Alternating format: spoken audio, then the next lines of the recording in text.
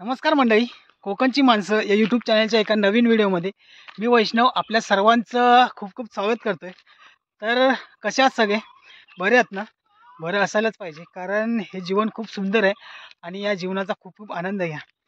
तर मंडळी गावी आलो आहे, त्याचं कारण आमच्या ग्रामदेवतेच्या मंदिरामध्ये आज गोंधळ आहे आणि तो गोंधळ पाहण्यासाठी आज आपण आमच्या ग्रामदेवतेच्या मंदिरात चाललो आहे। पण मंडळी, तुम्हाला माहीत आहे का हा गोंधळ का घातला जातो? तर चला जाणून घेऊया।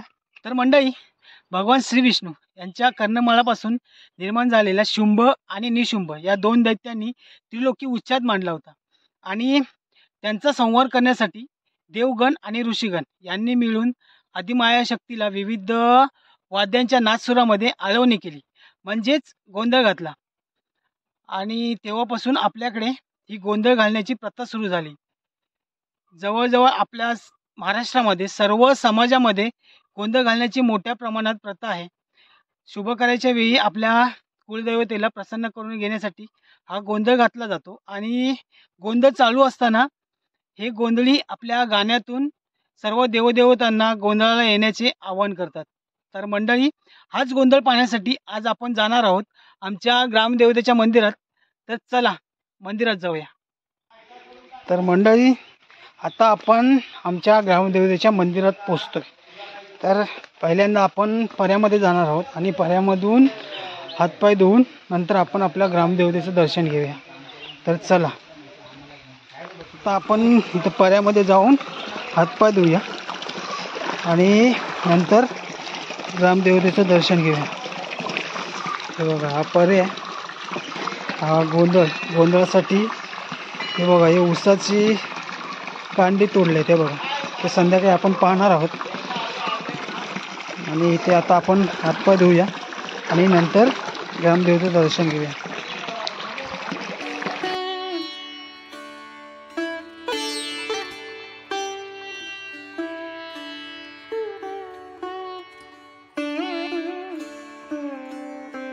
तर मंडळी, आता आपलं ग्रामदेवतेचं दर्शन घेऊन झाले आणि थोड्या टायमात आपल्याकडे जी गोंधळ सांगण्यासाठी मंडळी येणार आहे, म्हणजेच गोंधळी येणार आहे, ज्याला आम्ही बावा या नावाने सुद्धा आमच्याकडे ओळखतात, ती मंडळी येणार आहे। तर त्या मंडळीची आपण काही गप्पा गोष्टी मारूया आणि थोड्या टायमात आमच्याकडे गोंधळ घालण्याची जी तयारी सुरू करतील, ती तयारी कशा पद्धतीने केली जाते ते पाहूया।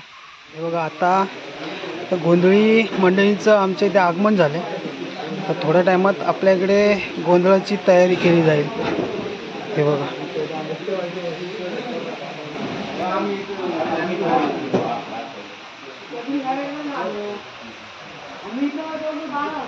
तर मंडळी हे बघा, इकडे जेवणाचा कार्यक्रम सुरू आहे आणि जेवण बघा, इथे हा मसाला आहे, हे सगळं कापून ठेवलं आहे। आता सगळ्या गावकरी मंडळींना इथे जेवण असणार आहे आमच्या मंदिरामध्ये। आणि हे बघा, चुलीवरचं जेवण खूप छान असतं, जेवणाची चव खूप छान असते चुलीवरच्या जेवणाची। हे बघा, ही डाळ आहे आणि बघा इकडे भाताचा टोप आहे, हा बघा भात आहे, इथे बाजूला ती कोरी चहा आहे आणि इकडे गावकरी मंडळींसाठी चहा आहे। आणि बघा, हे आचार्य आहेत, हे आमचे डोंगरे बुवा आणि हे चावून काका आहेत। बघा, हे आचार्य असतात मंदिरामध्ये आणि हे शिवराम बाबा आहेत। हे बघा, हे आमच्या गावामध्ये आचार्य आहेत, हे आचार्यांचे हेड आहेत। हे बघा, खूप छान असतं जेवण बनवतात आणि देवळामध्ये जेवण जेवण्यासाठी खूप मजा येते। हे बघा, मस्त, आणि थंडी पण आहे देवळामध्ये, त्यामुळे गरम गरम जेवायला खूप मजा येणार आहे। आज आपण आमच्या मंदिरामध्ये जे गोंधळ सांगण्यासाठी जे मंडळी आले आहेत त्यांच्याकडून काही गोष्टी जाणून घेणार आहोत। तर काका नमस्कार। नमस्कार नमस्कार। तुम्ही इथे आमच्या इकडे गोंधळ सांगण्यासाठी आलात, आमच्या पूर्ण वाटा आणि ग्रामस्थ मंडळाकडून आपल्याला खूप खूप शुभेच्छा। तर काका, तुमचं प्रथम नाव आणि तुम्ही कोणत्या गावावरून आलात? माझे नाव गणपत गंगाराम गोसावी, गाव शेंबवडी महादेवाडी। तर मंडळी आमच्या धामणी गावापासून जवळजवळ 6 ते 7 किलोमीटर अंतरावर हे शंभवणे गाव आहे आणि त्या गावावरून ही मंडळी आज आमच्या इथे गोंधळ सांगण्यासाठी आले आहेत. तर आता तुम्ही या मंदिरामध्ये आजपर्यंत किती वर्षापासून तुम्ही इथे गोंधळ सांगण्यासाठी? 15 पुढे आले. 15 वर्ष 18 वर्ष जमला. 18 वर्ष जवळजवळ 18 वर्ष तुम्ही इथे गोंधळ सांगण्यासाठी. मग तुम्ही या मंदिरामध्ये 18 वर्ष येत आहे, मग इथली गावकरी मंडळी आणि इथला सगळा परिवार याच्याबद्दल तुम्हाला कसं वाटतं? कसे आहे तिथली मंडळी? त्यानंतर मला आनंद वाटतो. देऊळ लांबच आहे म्हणजे काय येणारे डाग आहे तरी पण ते लोक चांगले आहेत. त्रास नाही आम्हाला, बिलकुल त्रास नाही. सोयी चांगली आमची आहे. ते लोक तसे मन भावना आमचा सांभाळ करतात असं आहे. तिथे आम्हाला हौस वाटते आमच्या वाक्या. हां, तर तुम्ही आता या मंदिरामध्ये येत आहे, या व्यतिरिक्त अजून आजूबाजूच्या कोणत्या गावात तुम्ही गोंधळ सांगण्यासाठी जातो? शेणावडं, बरोबर, चिखली, गोलवणी आणि धामणी आणि शिवणं, म्हणजे आमच्या संगमेश्वर तालुक्यामधील एवढ्या गावांमध्ये तुम्ही गोंधळ सांगण्यासाठी जातो.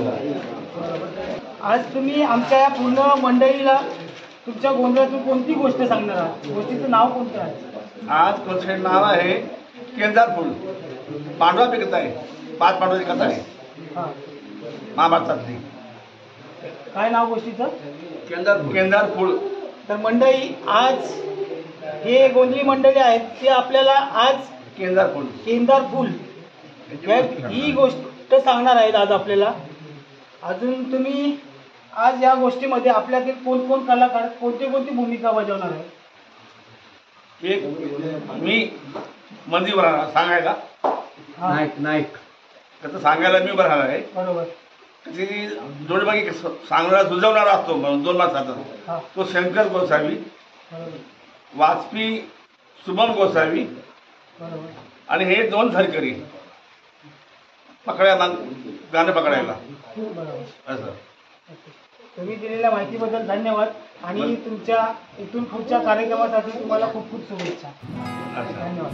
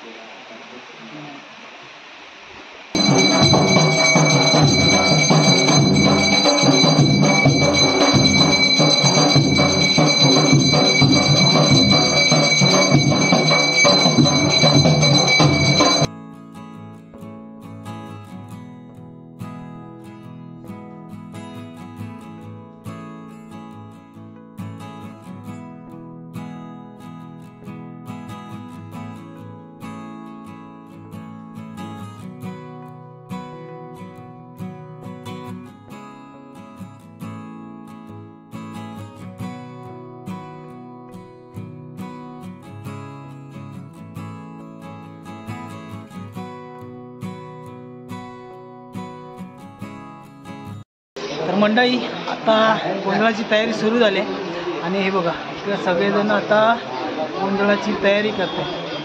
हे बघा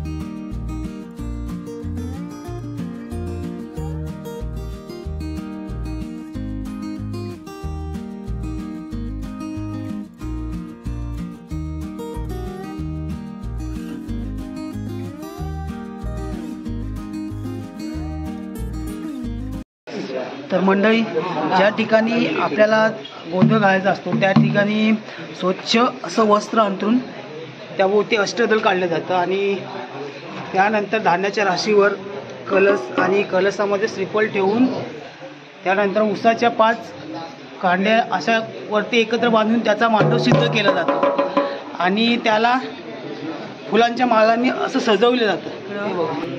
ड्युटी आहे. गोंधळ चालू झाल्यानंतर ही ड्युटी पेटवून हातात घेऊन नंतर या गोंधळाच्या वरती सुंदर असं नृत्य सादर करणार आहे आणि ते नृत्य पाहताना आपल्याला खूप मजा येणार आहे.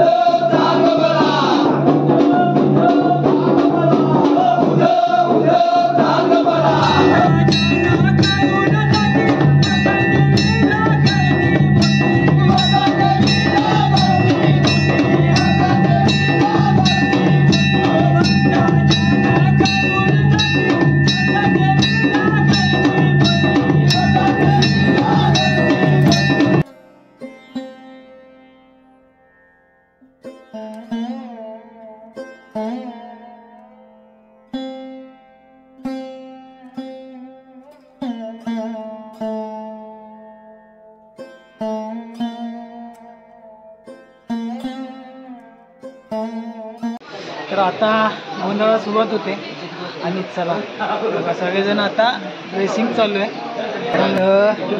आता कपडे करतात. आता थोड्या टाइमात गोंधळ चालू आहे.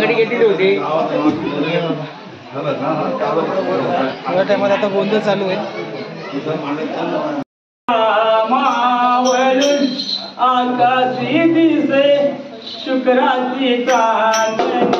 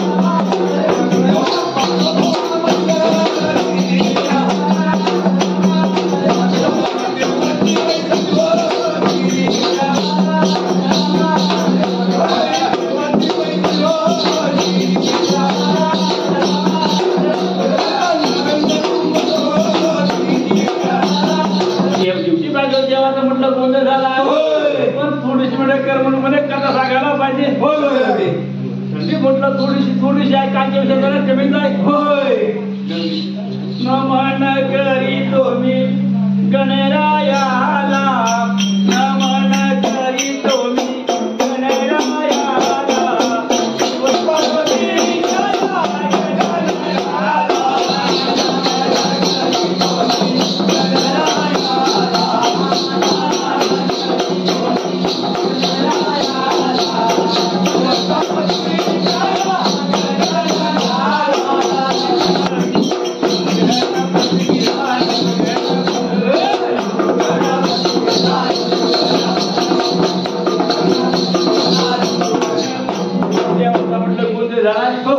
थोडीशी म्हटलं कथा सांगायची एक म्हटलं लहान ड्युटी मधलं पेटवला गेली आरती मधलं देवाचा गोंधळ पण म्हटलं थोडीशी कथा सांगायला पाहिजे. लहानसा म्हटलं चुटका सांगतो राजा हरिचंद्राची कथा.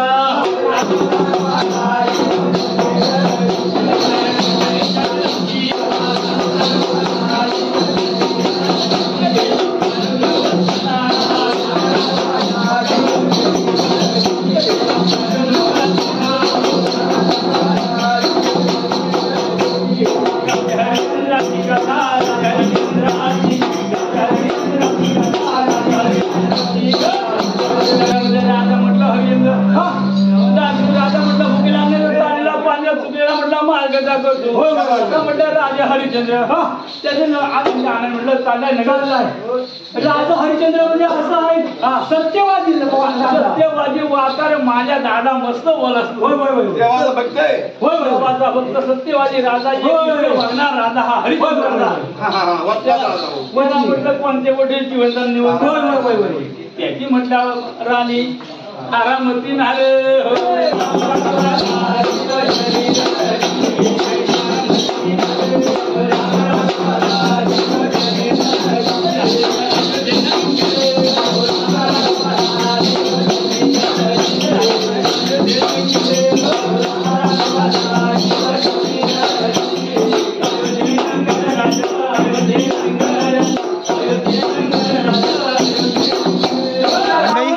गोंधळ चालू आहे आणि कथा जवळजवळ 3 ते 3.5 तास चालू आहे. त्यामुळे एवढा व्हिडिओ तर बनवू शकत नाही, पण जेवढा हा व्हिडिओ बनवला आहे तेवढा तुम्हाला कसा वाटला ते तुम्ही कमेंट करून नक्की सांगा. आणि जर तुम्ही आमच्या चॅनलवर नवीन असाल तर चॅनलला सबस्क्राईब करा. धन्यवाद.